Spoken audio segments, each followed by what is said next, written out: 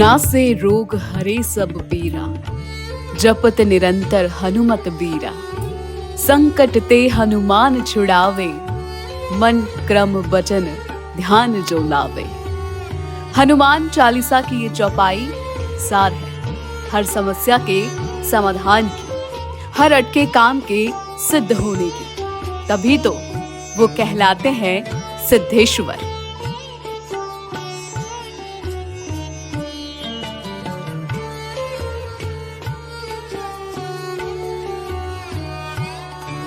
सिद्धेश्वर बालाजी, जहां हर मनोकामना पूर्ण होती है, हर समस्या का समाधान होता है, हर व्यवधान खत्म होता है।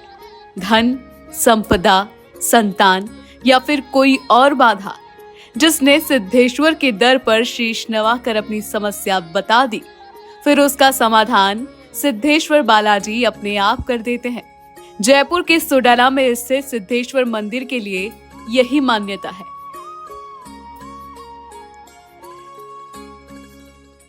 मैं महाराज जी से 1998 से जुड़ा हूँ और महाराज जी का आशीर्वाद इतना है कि महाराज जी से बिगर पूछे मैं कोई काम नहीं करता हूँ।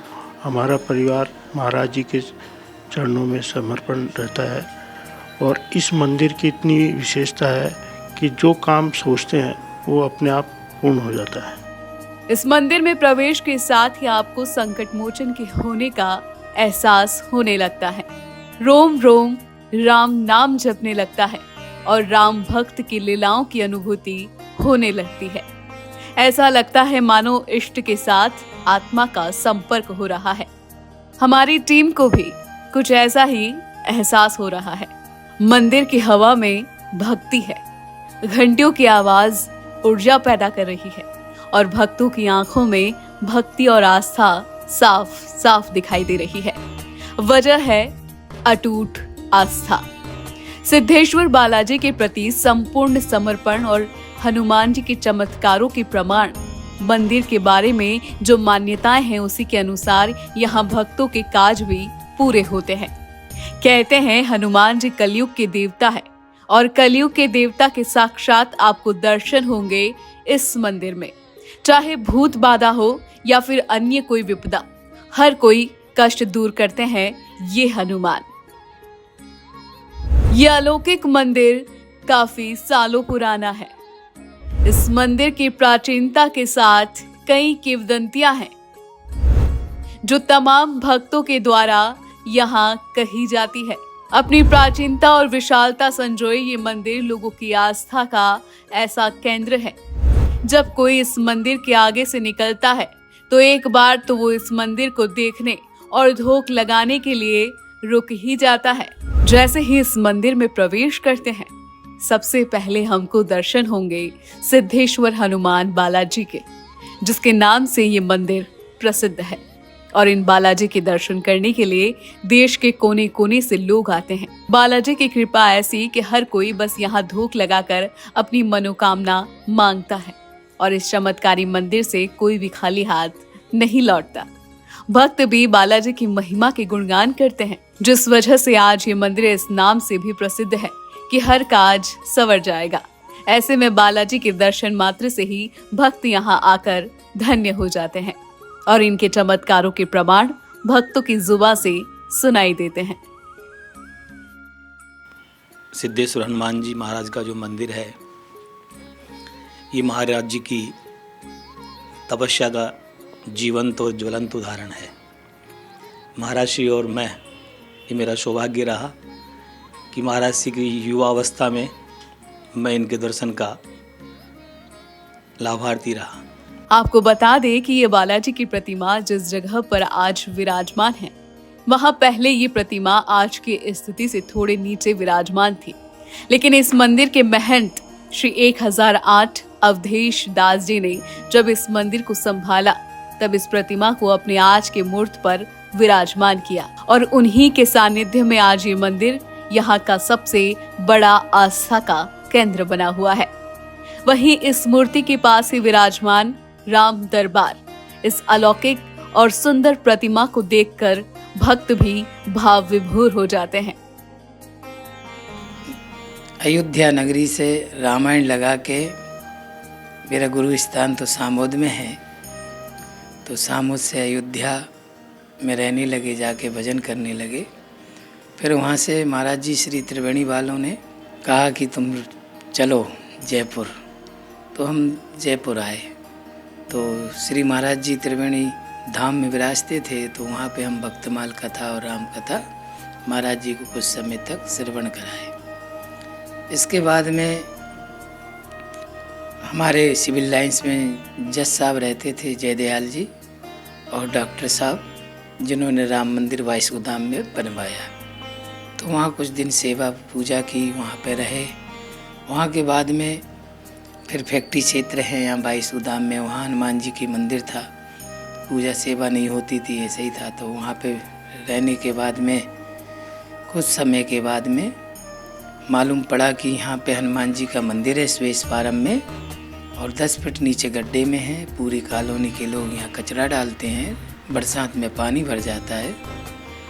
तो हम यहाँ से रास्ते से निकल रहे थे तो देखा, तो हमने कुछ लोगों से चर्चा की, हनुमान जी बिठा दिए हैं और हनुमान जी के जो है पूरे ज़मीन में नीचे से ऊपर तक कचरा है और सारी कॉलोनी डालती है। जीव जंतु, कुत्ता बिल्ली भी यहाँ हनुमान जी के आसपास बैठे रहते हैं, तो ऐसा नहीं होना चाहिए। तो इसके बाद में हम एक दिन आए और साफ़ सफाइयत करवाए सब लोगों के साथ में। कुछ दिन के बाद में यहाँ पे सभी लोगों ने कहा कि महाराज ये मंदिर आप संभाल लो। तो इसमें 177 गज जगह थी, तो वो जगह का पट्टा और सारी चीज़ें लेके आ गए। तो हमारे श्री खेतड़ी के ओम जी हैं, तो ओम जी जो हैं उन्होंने कहा कि महाराज जी अपन इसकी रजिस्ट्री करा लेते हैं और सर्वतंत्र स्वतंत्र जगह हो जाएगी, तो धीरे धीरे ये मंदिर का निर्माण प्रारंभ करेंगे। तो ओम जी शाह जी कोर्ट गए, भोला शंकर जी, और इसका ज़मीन की रजिस्ट्री करा के आ गए। इसके बाद में हनुमान जी को हमने साफ़ सफाइयत करवा के और टेंट लगाया। टेंट लगा के हनुमान जी कई वर्षों तक यहाँ टेंट में रहे और पुजारी यहाँ रख दिए। भगवान का भोग हम जहाँ रहते थे वहाँ से रोज़ भेजते थे, और संत भगवान को यहाँ किराए से ले के रख के अखंड रामायण चलाई। फिर इसके बाद में दिल्ली गए, तो दिल्ली में हमारे श्री हेमंत खंडेलवाल जी मिले और उन्होंने कहा महाराज जी हम कुछ कार्य करना चाहते हैं। तो हमने कहा कि हनुमान जी के नाम से कोई कार्य करो, और वो लोहे का बिजनेस करते थे, सरियाओं का। तो उनको निवेदन किया कि आप भूमि का कार्य करिए तो आपको बहुत फ़ायदा होगा, और जैसे जैसे आप बढ़ते जाएंगे वैसे वैसे मंदिर बनाते चले जाएं। ऐसा हमें हनुमान जी की कृपा से प्रार्थना की है। और उन्होंने अपने 400 गज में एक मकान बनाना शुरू किया और नीहू सिटी नाम रखा। दिनों दिन वो उत्थान होता चला गया और नीहू सिटी पूरे राज्य में फैल गई। कहीं 3000 फ्लैट बनाए, कहीं 10,000 फ्लैट बनाए, और वो सक्षम हो गए और उन्होंने ये मंदिर का निर्माण कराया। मंदिर का निर्माण हुआ। इसके बाद में हम सोचे कि हनुमान जी को उठाएं और इनको दूसरी जगह विराजमान करें। तो हनुमान जी की प्रेरणा हुई कि हम यहीं रहेंगे। तो श्री राम दरबार, श्री राधा गोविंद भगवान 10 वर्ष पूर्व ये हमने यहाँ पे सभी भक्तों के सहयोग से और विधिवत पूजा करके राम दरबार बिठाए। हनुमान जी मंदिर जो है टेंट में रहते थे। हनुमान जी की मूर्ति प्राचीन है। राम दरबार को बैठे हुए ये 10वां पाठ उत्सव 5 तारीख को मनाया जाएगा। इस प्रकार से हनुमान जी की जो है मंदिर का निर्माण हुआ, और यहाँ पे अयोध्या, चित्रकूट, बनारस सभी जगह के धाम के संत भगवान पधारते हैं।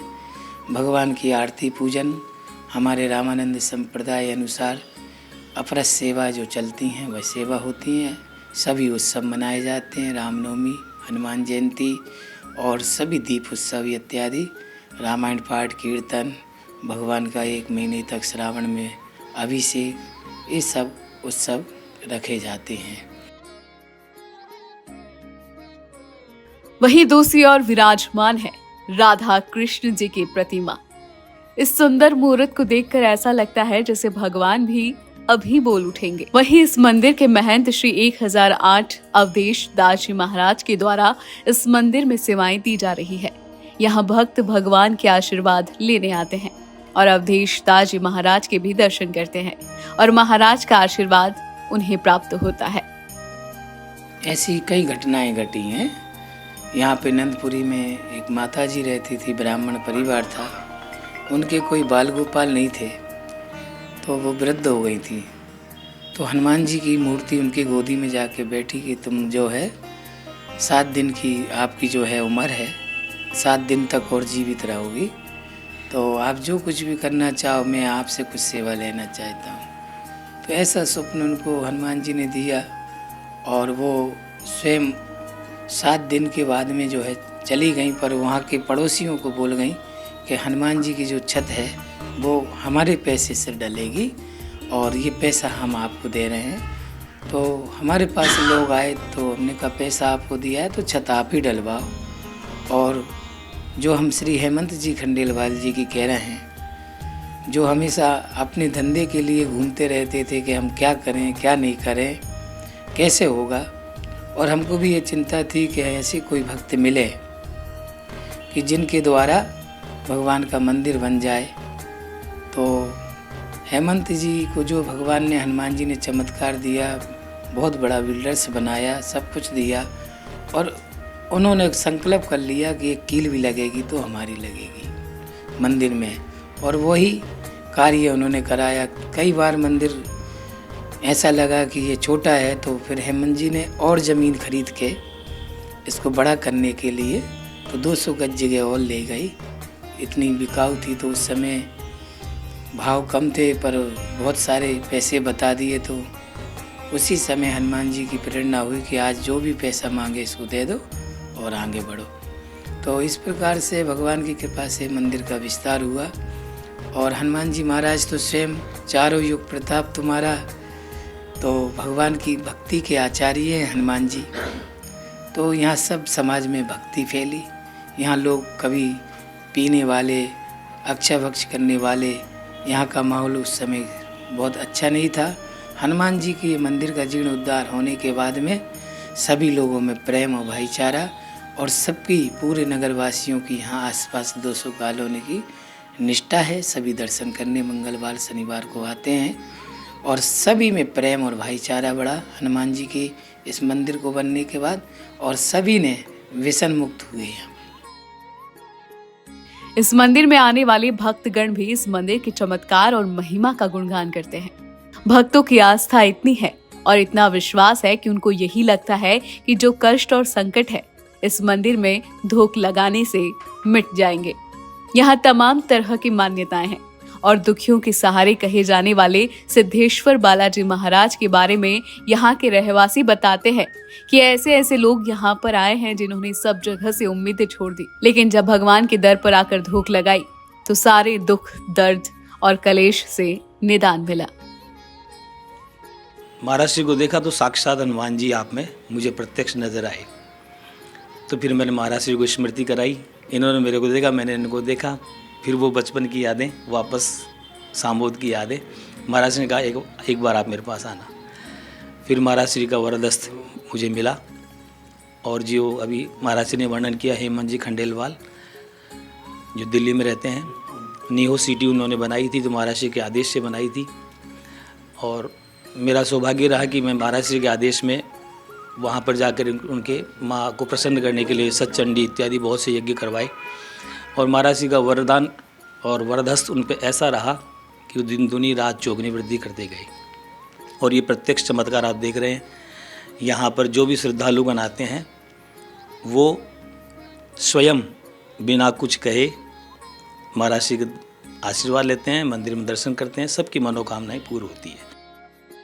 सिद्धेश्वर बालाजी मंदिर में कई साधु संत देश के तमाम राज्यों और धार्मिक नगरी से आते हैं, यहाँ धूप लगाते हैं। वहीं साधु संतों की सेवा के लिए भी मंदिर में विशेष इंतजाम किए जाते हैं। यहाँ आने वाले तमाम साधु संतों के लिए प्रत्येक समय भंडारे का आयोजन किया जाता है और साधु संतों की सेवा की जाती है। वहीं धार्मिक नगरी अयोध्या, प्रयागराज सहित अन्य स्थलों पर भी सिद्धेश्वर मंदिर की तरफ से भंडारे का आयोजन मंदिर अवधेश दास जी महाराज के सानिध्य में किए जाते रहे हैं। साथ ही मंदिर में प्रत्येक आयोजनों पर रहवासियों की तरफ से मंदिर में दीपदान और अन्य सेवाएं की जाती है, जो मंदिर में भक्तों की आस्था को दर्शाता है। होली, दिवाली और अन्य त्योहारों पर इस मंदिर में विशेष आयोजन किए जाते हैं और भक्तों का उत्साह भी देखते बनता है। तो अंत में हम इतना ही कहेंगे कि अगर आप भी जयपुर आते हैं तो मंदिर में दर्शन जरूर करें, क्योंकि हनुमान चालीसा में भी लिखा है, तुम्हारे भजन राम को पावे, जन्म जन्म के दुख बिसरावे। और ये भी लिखा है कि और मनोरथ जो कोई लावे, सोई अमित जीवन फल पावे। बोलो सिद्धेश्वर हनुमान जी की जय।